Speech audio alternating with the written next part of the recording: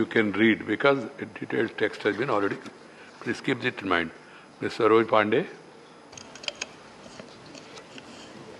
Thank you sir. माननीय महोदय, मैं आज छत्तीसगढ़ में स्थित कोरबा में भारत एल्यूमिनियम कंपनी की ओर सरकार का ध्यान आकर्षित करना चाहती हूं। भारत एल्यूमिनियम कंपनी आज भारत देश की सबसे महत्वपूर्ण कंपनी है और सबसे बड़े उत्पादकों में उसकी गिनती होती है। सन 2000 में भारत की विनिवेश नीति के तहत स्टरलाइट कंपनी को इस कंपनी का 51% हिस्सा बेच दिया गया था। आज 51% उसकी हिस्सेदारी है।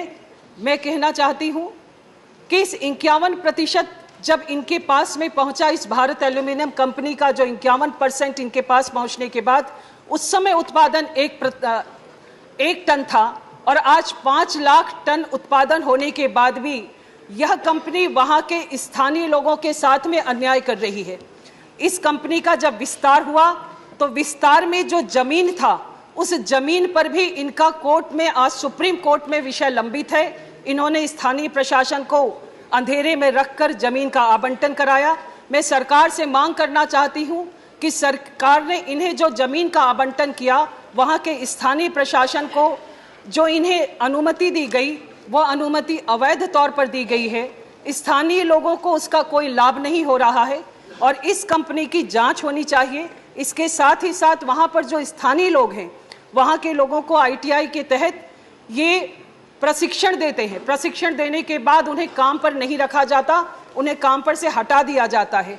जो वहां पर दैनिक कार्य होते हैं, उन दैनिक कार्यों को भी इन्होंने निजी के ठेके पर दिया हुआ है। इस कंपनी के द्वारा जिस प्रकार का विस्तार किया गया है और वहां पर CSR के तहत इन्हें जो काम करना चाहिए, ये बार बार अपनी ऑडिट रिपोर्ट में घाटे पर अपनी कंपनी को दर्शाते हैं और 1 टन से 5 लाख टन उत्पादन होने के बाद भी मैं ये जानना चाहती हूँ कि आखिर ये कंपनी घाटे में कैसे है। और लगातार अगर घाटे पर है और अगर घाटे पर है 5 लाख टन होने के बाद भी, तो सरकार इनकी जांच करे।